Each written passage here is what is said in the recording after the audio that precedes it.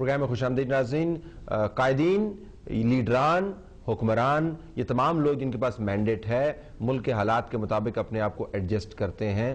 ہمیں وہ کرتے ہوئے نظر نہیں آ رہے. نفیسہ صاحبہ ابھی جو بات ہو رہی تھی اس کا بنیادی نقطہ یہ تھا کہ نواز شریف صاحب ہو یا آصف علی زرداری صاحب ہو، ان کے اگر آپ ووٹ اکٹھے کریں تو ملک کے جو ہے 9/10 ووٹ جو ہیں وہ بنتے ہیں. کسی اور چیز کے اوپر بات اس طریقے سے کھل کے نہیں کرتے ہیں جن ایشوز کا انہوں نے ذکر کیا. جب ایک دوسرے کے اوپر نشانہ مارنے کی بات ہوتی ہے تو بڑے ٹھیک نشانے مارتے ہیں.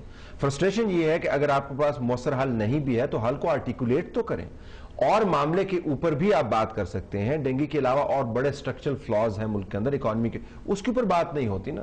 جب منہ کھولتے ہیں بہت مشکل کے ساتھ تو پھر ایک دوسرے کے اوپر تانا بازی کرتے ہیں. That is the concern. میں پیپلز پارٹی کی بات کروں گی اس وقت. ایک صرف میں کومنٹ کروں گی عرفان صدیقی صاحب نے جو یہ کہا کہ آپ صدر صاحب نے ڈینگی اور فلڈز کو جوڑا، یہ جو کھولی والی ایشو تھا، میرے خیال سے اس کو نہیں انہوں نے اگر تنقید کی ہوگی تو نواز شریف کی اس وقت جو طرز سیاست ہے کہ بلیم گیم والی سیاست، اس پہ انہوں نے یہ کہا ہوگا کہ ہم یہ بلیم گیم والی سیاست سے بالا تر ہو کے ہم ایک کنسٹرکٹیو بات کریں. اور یہ پہلی دفعہ نہیں، کئی ایسے موقعوں پہ صدر صاحب نے یہ کہا ہے کہ ہم مل کر یہ جتنے ملک کے مسائل ہیں مل کر وہ اسٹریٹجیز جو ہیں وہ تیار کریں.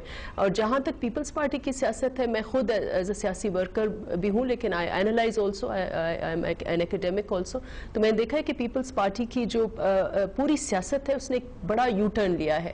اور میں یقین سے کہتی ہوں کہ اس وقت پیپلز پارٹی کے لیے بہت مشکل ہے کہ ہم اپنے پرانے رائیولز، آپ سوچیں کہ پی ایم ایل کیو کو ہم آن بورڈ لے کے آئے ہیں، ایم کیو ایم کو ابھی بھی ہم لوپ میں رکھنا چاہ رہے ہیں، ہم اپنے پرانے رائیولز کو گورنمنٹ میں اندر رکھنا چاہتے ہیں. اور یہ طرز سیاست جو ہے یہ بہت فاق رائے ہے. اس میں صرف ایک بات یہ ہے، اور یہ مفاہمت والا جو ایشو ہے، اب تو آپ لوگ بھی کافی اس کو تنقید بھی کرتے ہیں، لیکن یہ اس وقت نہیں ہو رہا نا جی. مفاہمت تو آپ نے کر لی ہے، بڑی اچھی بات ہے. گورننس کے ایشوز اپنی جگہ ہے، لیکن یہ آپ دیکھیں کہ جمہوریتیں جتنی بھی آئی ہیں اپارٹ فرام ذوالفقار علی بھٹو کے جو 5 سال ہے، اس کے بعد سب سے لمبا ٹائم جو ہے اس حکومت نے، ڈسپائٹ کتنے ایشوز، آپ کے نیچرل ڈیزاسٹرز آئے، اچھا بندہ لگانے کے لیے، ادارے میں ریفارم کرنے کے لیے، کرپشن کو کم کرنے کے لیے، اچھے لوگ ہیں.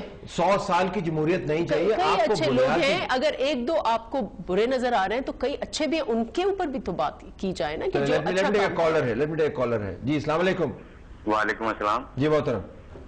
طلعت بھائی، نوید بات کر رہا ہوں ملتان سے. جناب.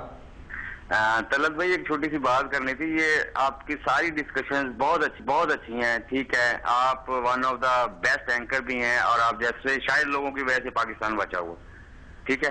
لیکن بات یہ ہے طلعت بھائی، ان باتوں سے کسی کا پیٹ نہیں بھرتا ہے. آپ اینکرز ہیں، آپ ہمارے ترجمان ہیں. آپ باہر نکلیں، روڈز پر نکلیں، لوگوں کی پرابلمز دیکھیں. وہ کبھی شاذ و نادر کو ریئر ہے کہ کوئی اینکر نکلے یا روڈ پر نکلے اور ان کی لوگوں کی پرابلم سنیں. اس کے علاوہ کچھ نہیں ہے. ٹوٹل سیاست ہے، نواز، زرداری، محاذرہ، یہ اس سے کچھ نہیں ملنا لوگوں کو. کسی کا مرا وہ واپس نہیں آ جانا. پوچھوں یہ روٹی جو پیٹ میں جائے گی محترم، جو نوکری ملے گی یہ کہاں سے ملے گی؟ آپ لائن پر ہیں؟ جی بالکل لائن. یہ کہاں سے ملے گی روٹی؟ ذرا یہ بھی مجھے بتا دیں، یہ کون دے گا؟ سر ہر طرف اتنی کرپشن ہے، اتنا مطلب جنگل کا قانون ہے.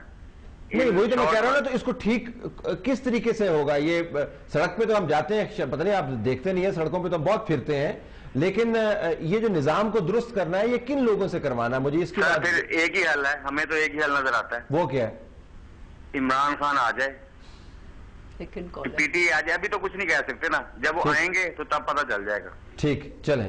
عمران خان صاحب.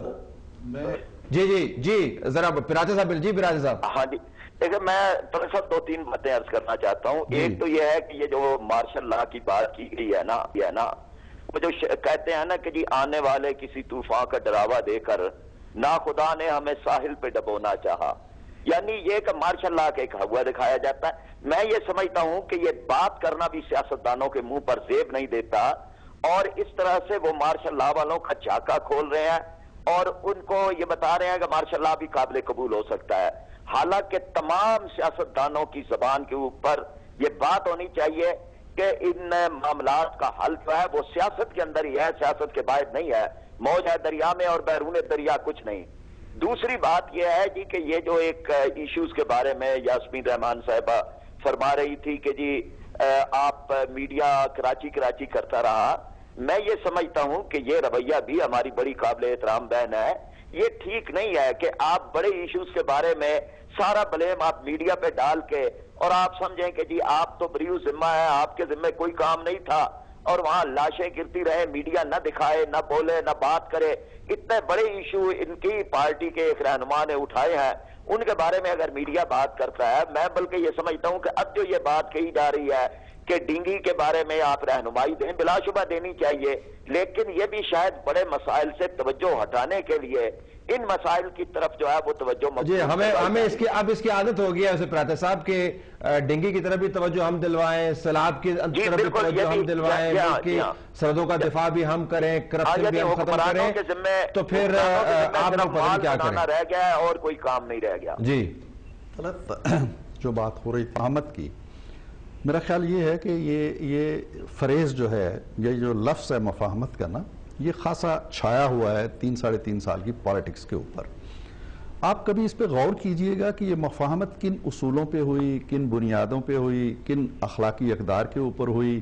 جو 3-4 بڑی مفاہمت، مثلا ANP کے ساتھ اگر مفاہمت چل رہی ہے تو ایک بنیاد تو تھی کہ اس کا نام خیبر پختونخوا کر دیا جائے، پختونخوا کر دیا جائے، چاہے جو بھی ساتھ ملا لیا جائے. یہ تو سمجھیں.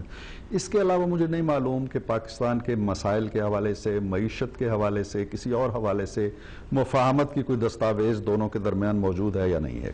سو از دا کیس ود مولانا فضل الرحمان جو اب الگ ہو گئے. یہی اب MQM کا معاملہ ہے. مجھے نہیں معلوم کہ مفاہمت جو اب کی جاتی ہے وہاں پہ، اب اس مفاہمت میں ANP بھی شامل ہو جاتی ہے، پیپلز پارٹی بھی شامل ہو جاتی ہے، MQM بھی شامل ہو جاتی ہے. شہر جلتا رہتا ہے، خون بہتا رہتا ہے، لاشیں گرتی گوان نہیں ہوتا. اچھا، ایک عجیب و غریب اس مفاہمت کے سارے اس کھیل کو اگر آپ دیکھیں نا تو اس کے اندر ایک عجیب و غریب بات آپ کو نظر آئے گی. بی بی جب زندہ تھی تو انہوں نے صرف ایک شخص یا ایک پارٹی کے ساتھ مفاہمت کی، باقی کو چھوڑ دیا انہوں نے. وہ تھی مسلم لیگ نون. ان کے ساتھ انہوں نے باقاعدہ ایک دستاویز پہ دستخط کیے، میثاق جمہوریت کا نام دیا. وہ ان کی آخری پولیٹیکل وصیت ہے جو وہ چھوڑ گئی. اب سوائے اس کے سب کے ساتھ مفاہمت ہے، اور وہ مفاہمت ان کے ساتھ ہے جن میں سے بیشتر کل اس کی آغوش میں بیٹھے ہوئے تھے ڈکٹیٹر کی، اور جن کے بارے میں انہوں نے یہ بھی کہا تھا کہ شاید وہ ان میں سے لوگ جو ہیں. میں یہ نہیں کہتا کہ مفاہمت نہیں ہونے. But come back to this, میں ابھی بریک میں جاتا ہوں اور میں بڑا سوال جو ہے ٹیبل پہ بار بار جس کی طرف آتا ہوں، یہ شاید بورنگ بھی ہوگا لوگوں کے لیے، مثالہ اس کے اندر نہیں ہے، بٹ بنیادی سوال یہ ہے کہ اگر حکمران اس ملک کو گورن نہیں کریں گے تو ڈینگی سے لے کے سیلاب تک اور MQM اور مرزا صاحب کے معاملات سے لے کر کاؤنٹر ٹیررزم تک یہ تمام معاملات جو کہ طور رہیں گے. یہ ملک جو ہے یہ فنکشنل نہیں لگتا آپ کو اس وقت. That is the fundamental issue. Break بعد واپس آتے ہیں ناظرین.